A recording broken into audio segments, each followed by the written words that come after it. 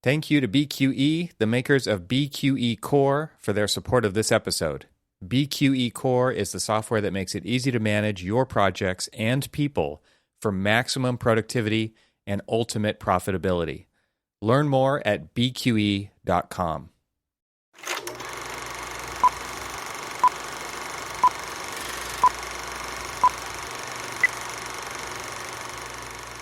In show 5. I'm sure you've got a great connection. This is true. So, coming to you live from the Influenza Studios. Great. Can we get farther away from each other? We have been. Yeah, we did that one episode on the opposite sides of the planet. Oh, that's true. Well, I mean, I am socially distancing from you. Yeah. What is it, like 3,500 miles? Yeah. Something like that? Yeah. The typical average 3,500 mile say what you want distance. From me. Yeah. So you just got back from a road trip. You did some scouting. So since last we talked, I've actually done 2 road trips. Oh, really? Yes. All right. So the trip before this was sort of planned, except for I tacked a day on it. This is like architecture. Yeah, we sort of planned it. We sort of planned this. So the trip before this was actually a birthday trip for my son who had just turned 19, and he's got a couple of buddies who are going to school, high school buddies that are going to school in the Columbus, Ohio area. One's at Ohio State, and one's at Wittenberg University. And so he had noticed, he was like, "Hey Dad, there's a UFC MMA fight night on Saturday night. I think it'd be great birthday present for me, and we can, pick up the buddies and let's celebrate my birthday with violence." Yes. Yes, that's what he wants. So that was the plan. And then as every good plan, everyone who puts together a good plan knows good plans change. And so, as I alluded to in the episode, I believe prior to this, I've started to let the cat out of the bag on, why I was, trying to get my little ducks in a row here at the house on, taking stock of all of the things that I have and how I'm going to be boxing them up because we are planning a move. And so, as I said, everything was planned and all that other stuff. And then we decided, sort of planned. Disclaimer. And then we decided, hey, let's add another day to this because I'm sure anybody who, specifically is like working in like the residential side of things and stuff knows that the market right now is insane. It is definitely a seller's market, not a buyer's market. It is not like the architectural staffing side of things where it is definitely a buyer's market for staffing in architecture. No, in real estate right now, it is definitely a seller's market. Yeah. It's definitely not a buyer's market if you're an architect. Oh, true. Well, never is it? Never really is. No. Yeah. Stop suffering for your art, people. You got to get paid. Exactly. So, so we've been looking at places around the Detroit metro area as a landing spot for our relocation.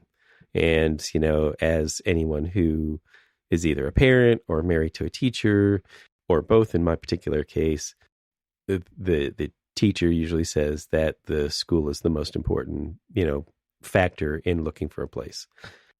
And naturally you fall in line with that. You have to. Yeah. Gotta keep the peace. Yeah. I mean, that's what, brought us to Bethesda, Maryland in the in the DC metro area, was because my wife had done some scouting for schools. I mean, we don't know the area. We've never been in the area. We don't have family or friends in the area at the time we were moving. This was 2008. And of course, you can't really be choosy on, at that time, I wasn't really choosy on where I was living, but more of where I was working. Or at least I was, it was more I needed to have work. And so, that's what kind of settled us here. But why we settled here was because of the schools. They were the, highly rated in the state, and, in a state that we had no idea about or anything else. I'm not going to go off on a tangent of the hindsight of all of that, but, and so, essentially the same thing. And so we've narrowed down a few places, and one area in particularly is very appealing to me because of the sense of community, kind of like the architectural appeal of the area. And, this is going to definitely be something for future episodes that we'll talk about, because we're, one of the area candidates that we're looking at is the Grosse Pointe area. And there's 5 points, in the Grosse Pointes area. And so we were looking around there, and the schools are, exceptional. The architecture is amazing. And I'll go into it a little bit further a little bit later. But and so that was, one of the areas. And so I'd been talking with a realtor, and they'd been telling us that, everyone that we see that they're like, oh, can you give us information about that? And they're like, oh, that just went on the market. And we're like, yeah, I just noticed. They're like, oh, well, now it's off the market. You're like, come on. Like, it's just like trying to get tickets to Radiohead. Yeah. It's just like, oh, we sold out in 3 seconds. And that is pretty much what's going on right now. And that's why it's definitely a seller's market, because the inventory is low, the demand is high, and everybody right now is just not selling. Everybody's still nervous about the economy. Everybody's still nervous about. There's always a new reason to be. Always a new reason. Jeez. And so people are literally jumping on these things, making offers the day they see them, the day they come on the market. And which now you know what your strategy has to be. And so now I know what my strategy has to be, because looking at things long distance, that's a huge issue. Because, I could say, hey, architect friends in the Detroit metro area, and I've got a good handful of them that, could you go and take a look at this? Well, I don't want to put that on them. They're looking at houses for somebody to like relocate. They don't know my style. They don't know my, my family needs or anything like that. So as part of this trip of 2 weeks ago, I, basically got some heads up from our realtor that, like, hey, there are 3 houses that are coming on the market that if you're interested in, if you can be here either Wednesday or Thursday, and here it is, I think it was like Monday. If you can be here Wednesday or Thursday, I can get you in early before they start showing on Friday. Like, oh, well, that kind of decides for you what you're about to do. I was taking Thursday and Friday off. I'm like, well, I can definitely make Thursday work.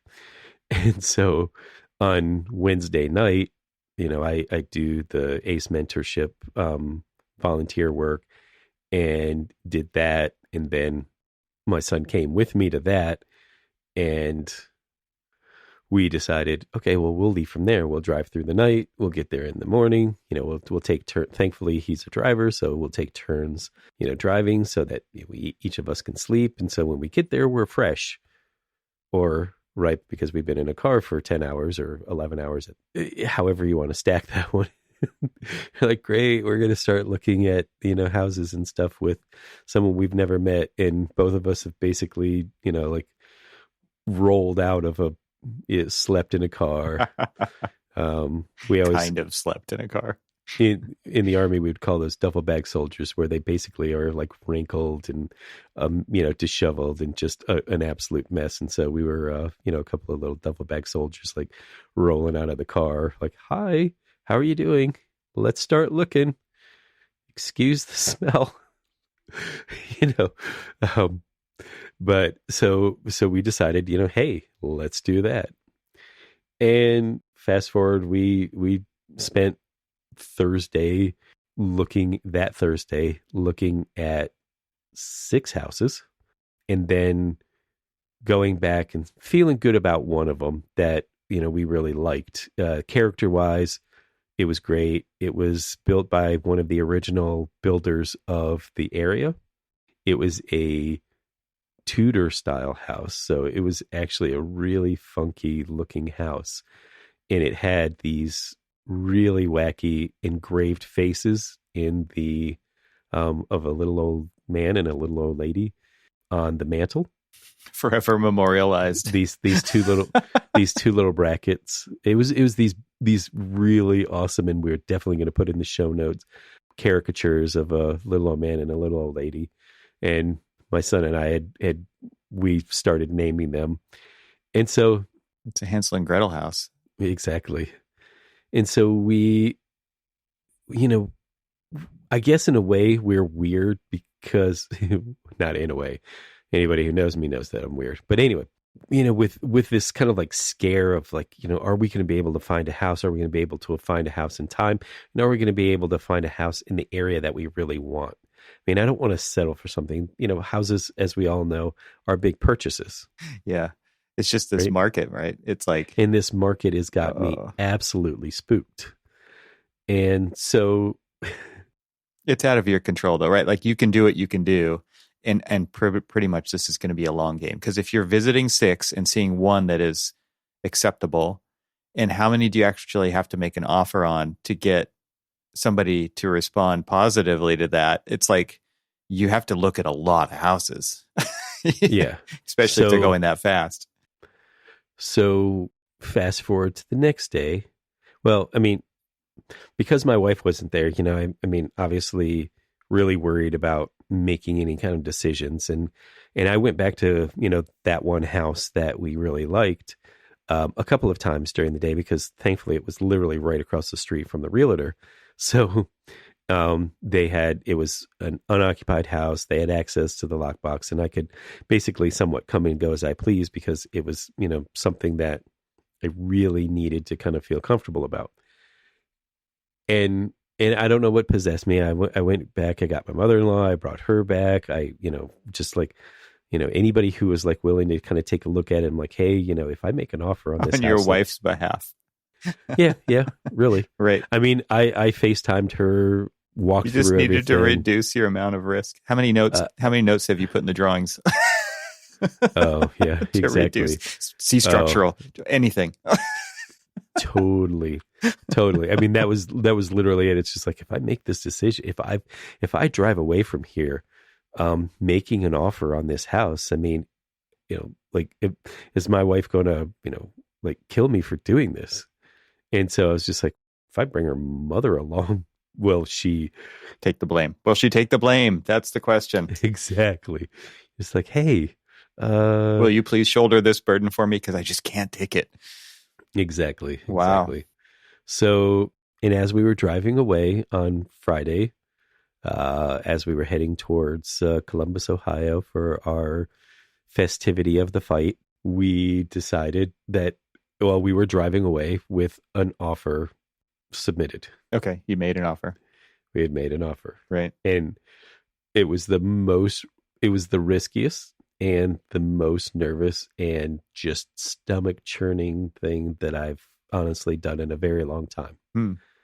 And so fast forward to Tuesday of this week, we get word that they did not accept our offer, even though ours was, and I'm going to moan a little bit, even though ours was a better offer.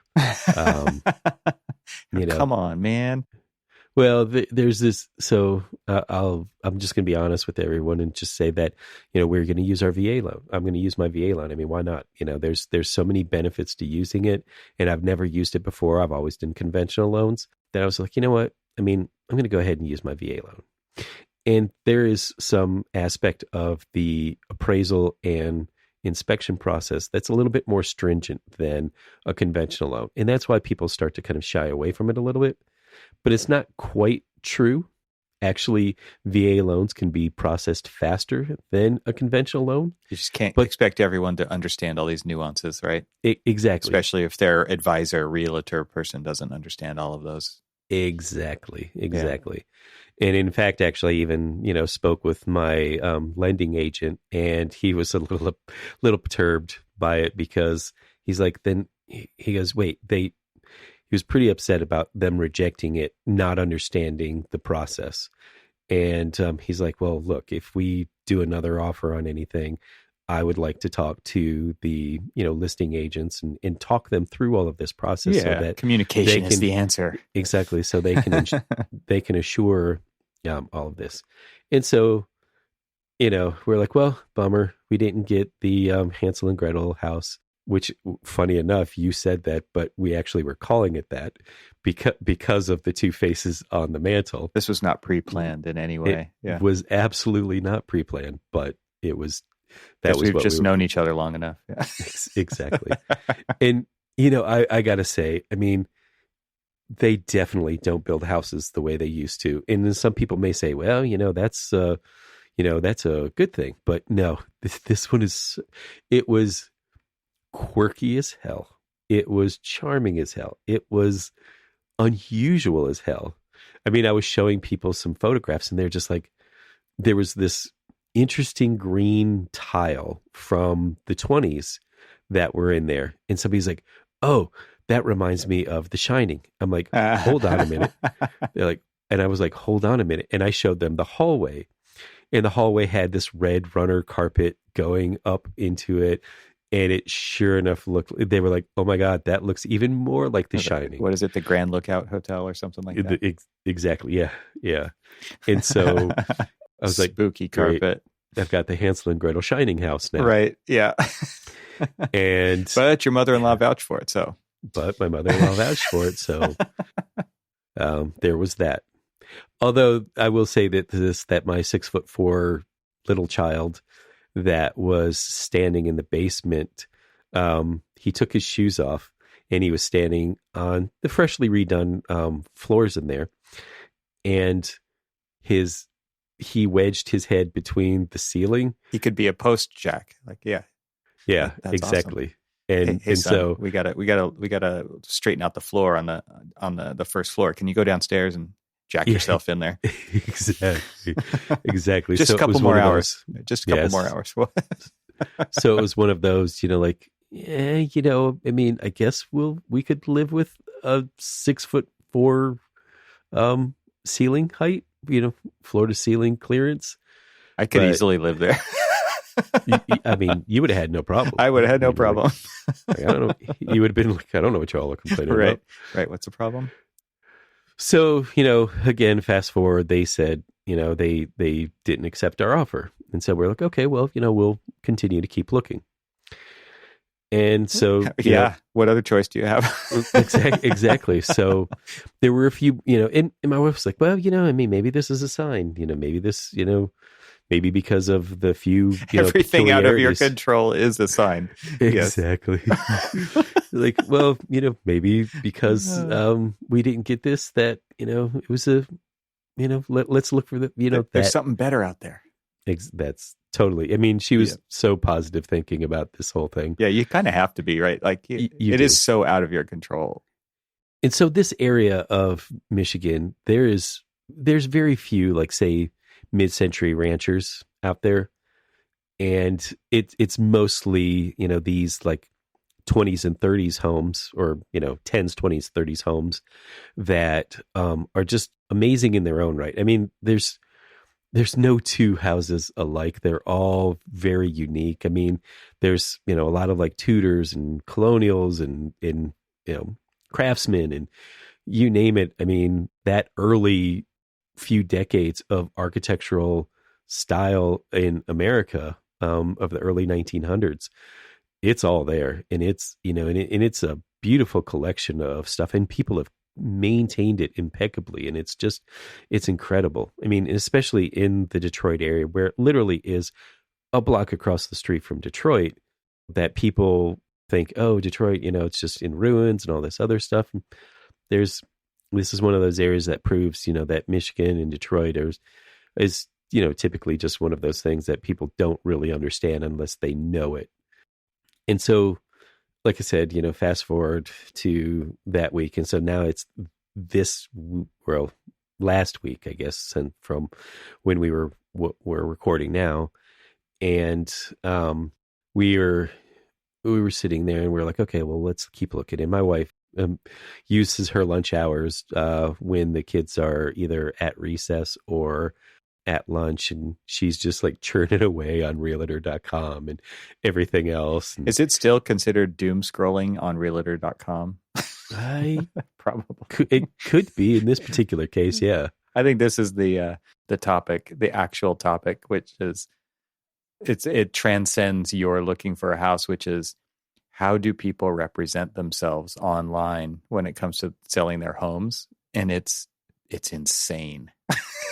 Well, I will definitely say that I will now say 12 houses that I've toured because of the next part of the story, that people definitely, interestingly, represent themselves. Oh man, there are so many bad decisions on Zillow and Redfin and Realtor. Yes. So many bad decisions.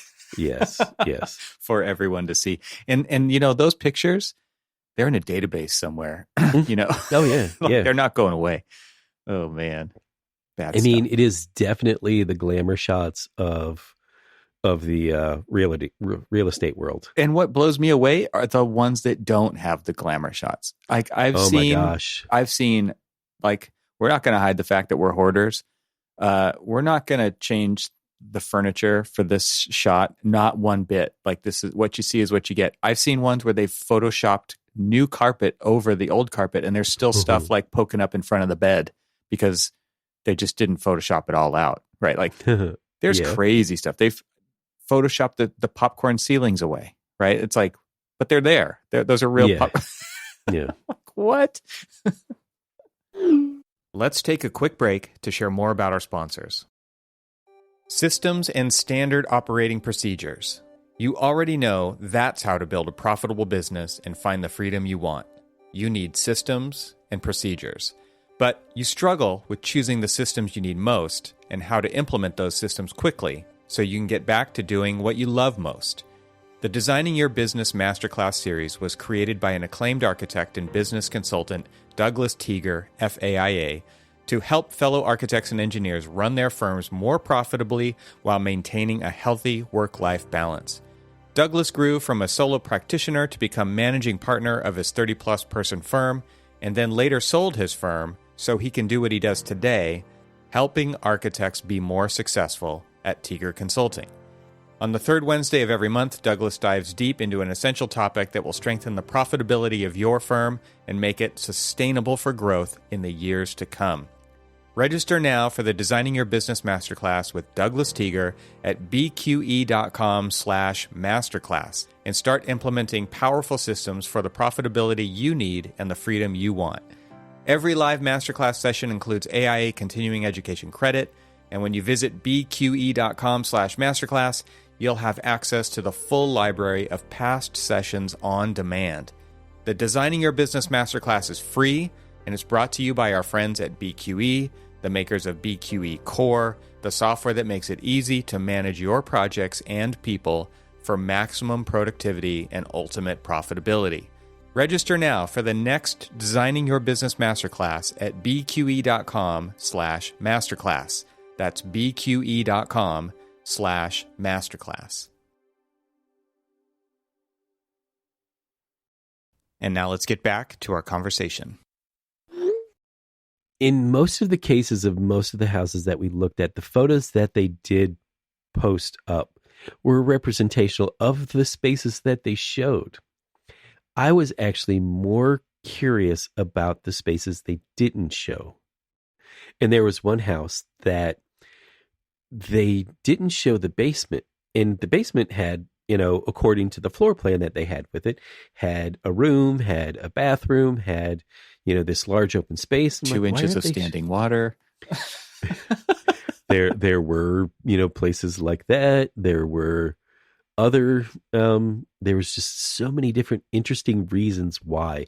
And so, I was really frank with the realtor. I'm like, I'm more interested in looking at the spaces that weren't on the photos because I want to see why they weren't, represented. And there was one, oh my God, you want to talk about hoarders, that I was just like, almost every one of these have got detached garages.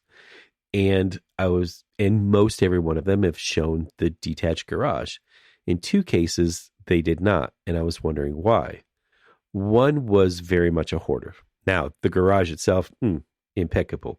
I mean, most of all of them were wood framed. This one was concrete block.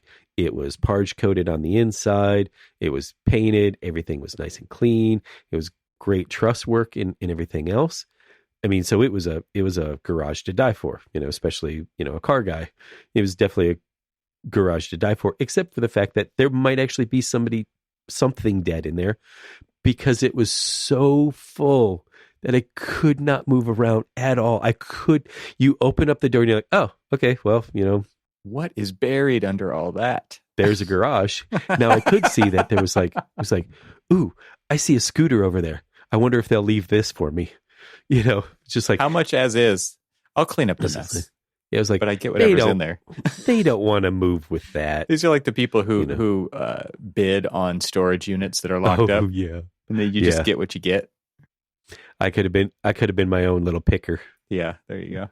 Yeah, and there was some good stuff in there.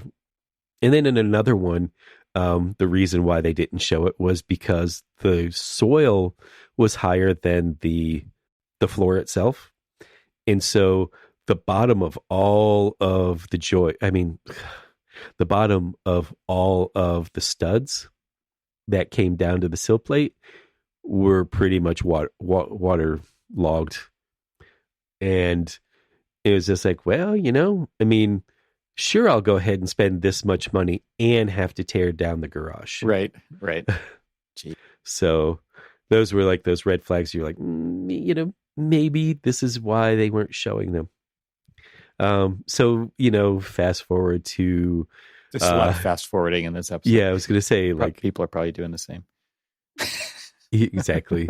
So here it is, Wednesday. So we were informed that they didn't accept our offer on Tuesday. So Wednesday and Thursday, we started looking again and a couple of other things popped up. And we're like, oh, maybe we can schedule a virtual tour, for some of these. And 4 or 5 things came up over the course of that time, in the area. Some of them were kind of like rehashing some of the stuff that I had already seen. And some of them were, news things. And so what we did was we were like, okay, well, because my wife wasn't there with me when I looked at some of these things, maybe she might see it differently than I do. So let's go ahead and tour those. And our realtor's been great. I mean, she's definitely been working with us, and I know it's their job and they want to make a sale and all. But I mean, there are people who definitely go above and beyond their job. And she is definitely one of them who has done that. And so, she had all of these things scheduled. And so on Friday, we kind of made a list of all of the different showings that we would have, and we were going to be doing them over FaceTime. So Friday night, we get ready to go to bed, and I look over, I'm like, is it weird that we're going to look at all of these houses virtually? I mean, you haven't been there in a while, and I just feel weird that we're not there looking at it. And she's like, well, we can get up early and drive to Michigan, which is a 9-hour drive. And I'm like, really? Do you want to do that? She's like, yes, let's do that. Wait, so we're going to get up really early. We're going to drive to Michigan. We're going to look at a bunch of houses, and then we're going to turn around and drive back. She goes, yeah. And she goes, oh, yeah, by the way, I've got report cards to do this weekend. Okay, then. Awesome. And so that's what we did this past weekend.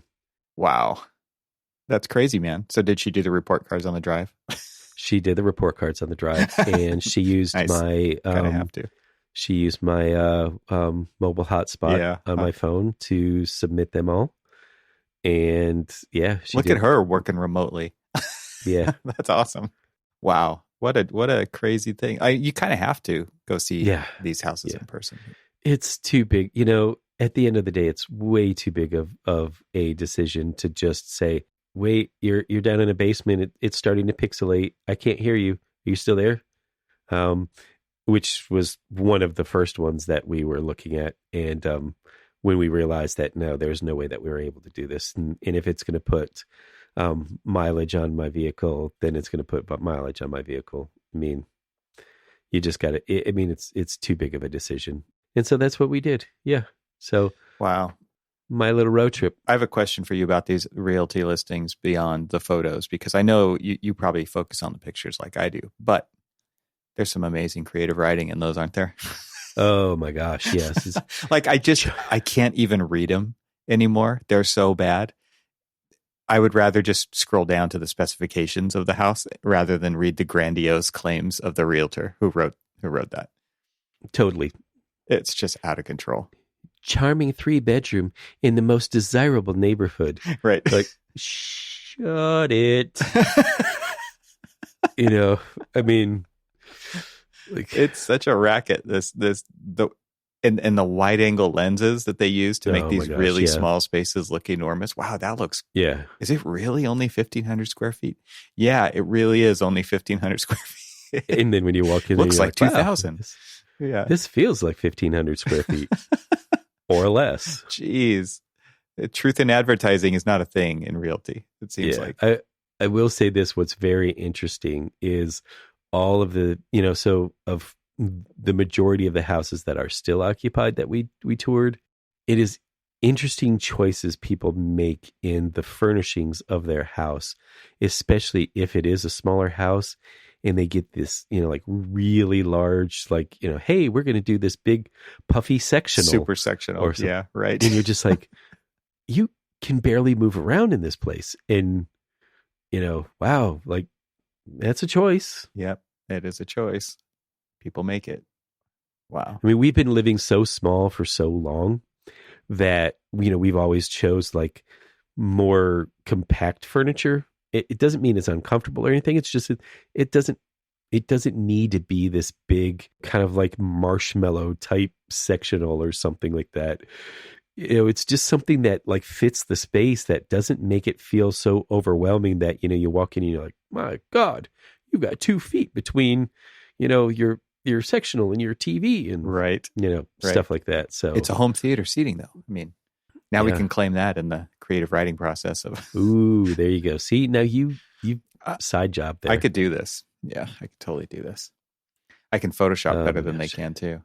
And the one thing that I guess they're learning from me is because I've done so many renovations, revitalizations, modernizations of all of these like historic or older buildings and stuff throughout my career, that I just pick things apart like crazy.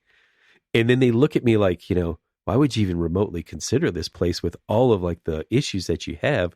And you're like, no, they're not issues. They're challenges. They're opportunities. They're opportunities. I can see the potential.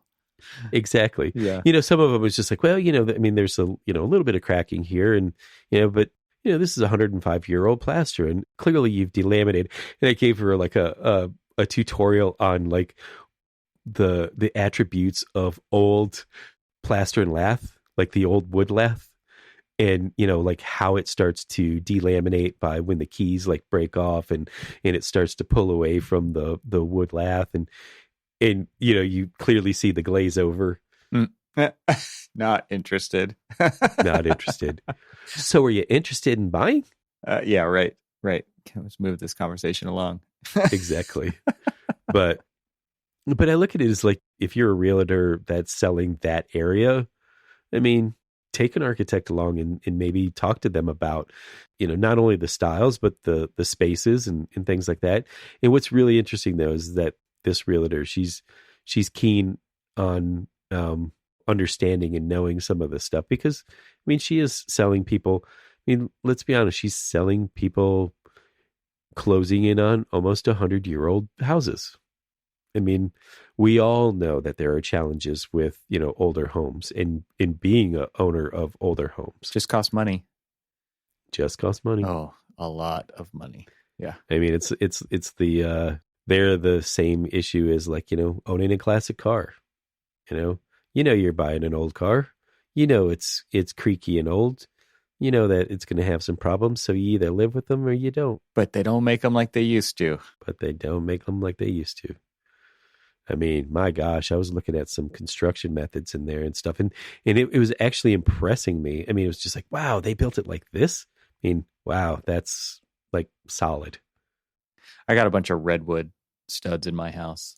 Oh wow, and they're awesome. It's like, I don't want to cover these up, do a remodel project, tear off the sheeting. Had that like really terrible 70s, striped wood like, but not wood like. I don't know what it is. Like when you use a saw on it, just smells like the house is burning because it's so hard. It's just killing your saw blade. But yeah, you take that down, and the room I'm in now is just full of redwood. It's awesome. And you don't want to cover it up because it's so beautiful and straight. Like, it's just straight. Oh yeah, yeah. The lumber you get nowadays is like, you got to pick through the piles to try to find a straight one. It's so hard.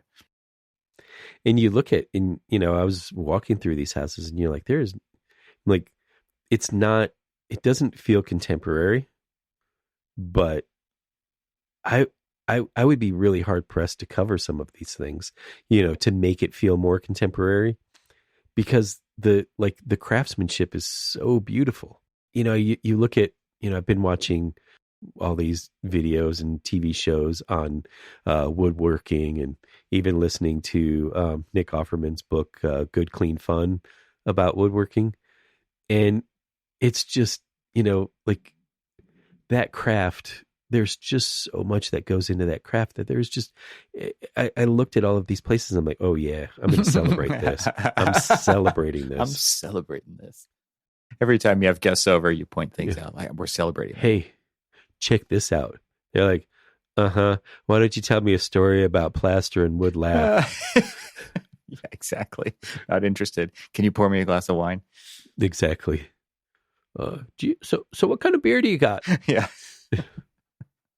Well, good luck with this, man. I mean, it's going to be an adventure, no matter how long it takes. I'm sure it seems like based on what you're saying, it's going to take a while, but you guys are firmly into this routine now, and hope you kind of learn how to read through the BS of the listings and get a little picky, or filter your results. And yeah, sounds like you got a good ally in your realtor as well, which could really helps. I don't know if you forgot to ask whether or not I drove away with any offers placed or not. I did forget to ask that. Thanks for reminding me. Because yes is the answer. Okay. Again, really? 2 weeks, more offers. Yep. I mean, my wife's just like, I don't want to lose this house. This is a good house. I like this house. And so there was 2 houses that we really liked that both had, one was on one end of the spectrum of completeness. There was one that was practically, let's just say that so much work has been done to this house for upgrading and renovations and replacements of things because of its age, that it was the most brand newest of most brand newest. The most brand newest 1936 house you could imagine. I mean, it was, new roof, brand new, in style or in keeping with style, garage. So this wasn't a flip. Sounds like. Oh no, this was previous owners that cared. This was previous owners that cared. And that's so amazing about it too is, okay. Oh, sorry. I have got to tell you this story. So do it. This house that we, this most newest 1936 house, we're standing outside. We've just toured it. And, I'm trying to pick my wife's jaw up off the ground because she just absolutely loved the thing. And this lady's walking by with her dog, and she's, probably in her mid 70s or so, possibly older. I mean, I don't know. Everybody's starting to look younger these days. And you're just like, there's no way you're 80. And she could have been. But she had walked by and she goes, oh yeah, this is the house that I grew up in. Mine was the bedroom with the stairs and the closet. And we're like, and so we just started picking her brains on the house and stuff. I mean, how often do people who are buying houses get that kind of insight of a person who doesn't live there anymore That's even better than just the previous owner, right? Exactly. The guy I bought my house from grew up here as well, but he was also selling the house, so there are probably many things he did not tell me. Well, and you through many renovation projects that you've done have probably uncovered a lot of them. I found a machete in the ivy. Yeah. Oh, well, I mean, that could just be somebody who dropped it and left it and said, I don't know where my machete is. Yep. Lost a machete somewhere, can't find it. Because I'll tell you right now, whoever goes into our backyard and cuts down the unruly bamboo is going to find 2 machetes. Because they just came out of your hand and you can't find them. And I get it. Yeah, I get it. Yeah. So that's cool. So, does she have any other good stuff? Oh my gosh! Has she hide anything in a wall cavity or? Well, no, but I'm really kind of hoping, and I will say that the current owners, man, did they have some amazing artistic taste? I mean, the paintings on the wall is just like you don't get to keep that stuff. Like, you guys want to save that? Well, I mean, you can leave it. I mean, it's got to be heavy. You don't want to move that. Right.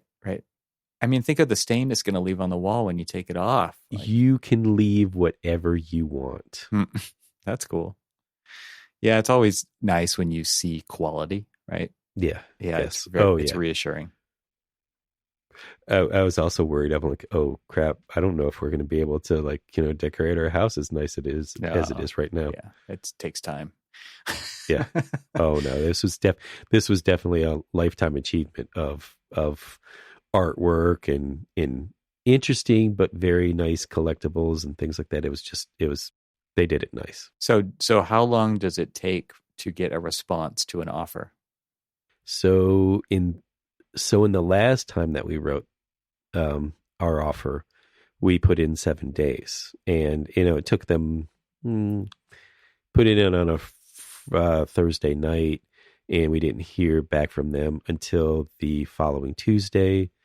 But weekend in the middle and all that other stuff. But I mean, they did have it in hand, probably mulled over. And what was funny is that particular house had sat on the market for a while because it didn't have air conditioning and things like that. And so, people are a little worried about moving into fixer uppers. And so, but funny enough, on the exact same day as we were putting in our offer, someone else put in their offer too. And they took that one. Oh, didn't finish that story. Oh.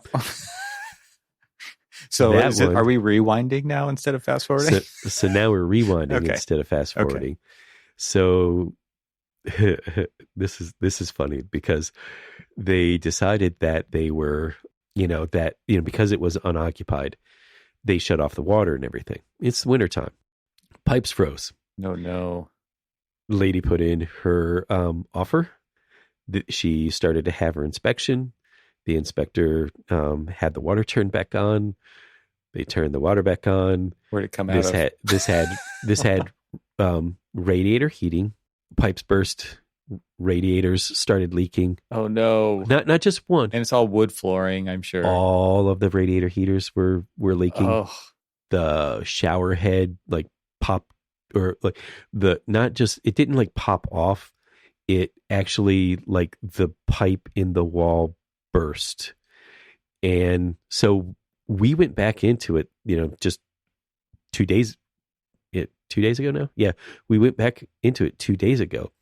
And there was a lot of new drywall work and things like that going on. And, there was drop cloths under every radiator. I'm like, bullet dodged. Yeah. Your wife was right.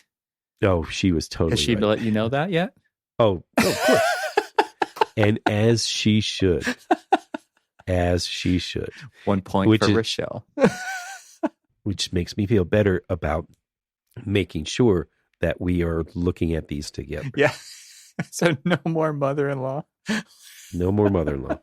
How come she didn't see the pipe burst coming? Although my mother-in-law, to her credit as well, she definitely said, it is a cute house, it is a quirky house, but it's going to need a lot of work. I'm and so the question is that, do we pay the lower price than, a lot of the comps in the area to do that a lot of work?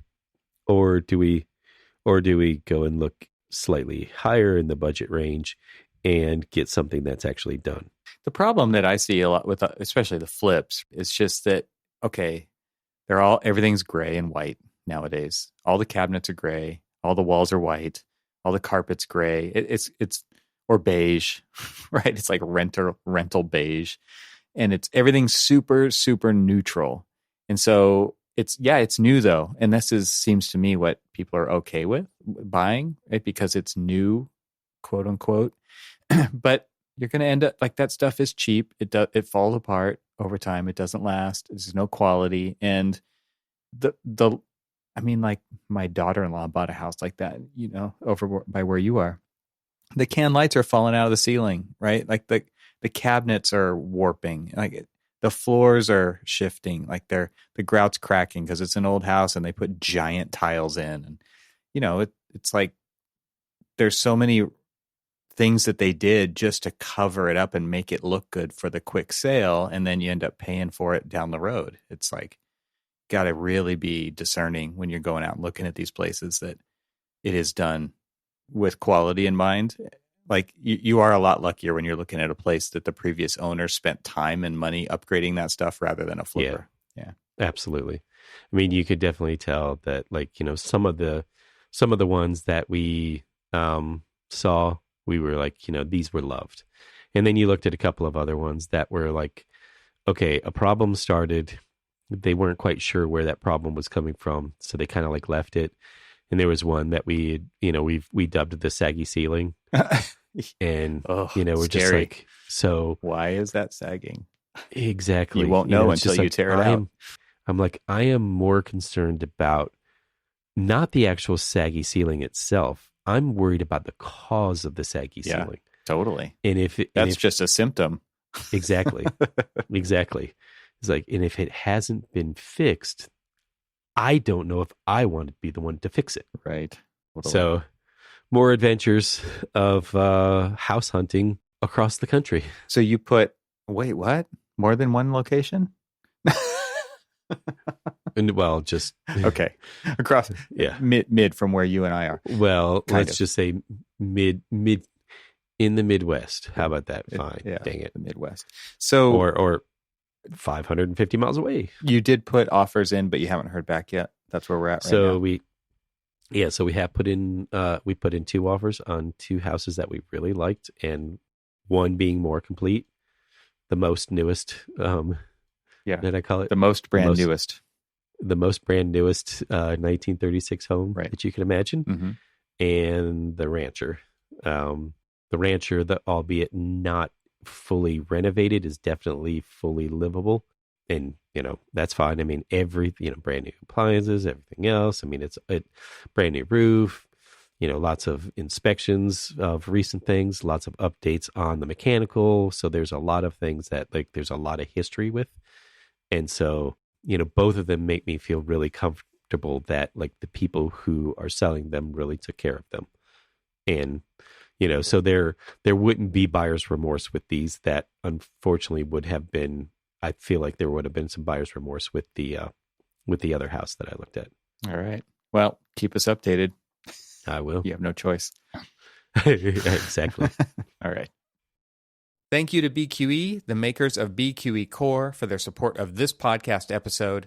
Visit bqe.com/masterclass to register for the next Designing Your Business Masterclass.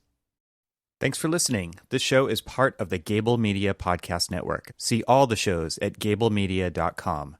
That's GABLMEDIA.com. You can help support what we're doing here by leaving a 5-star review on Apple Podcasts to help get the word out, and don't forget to share it with your friends.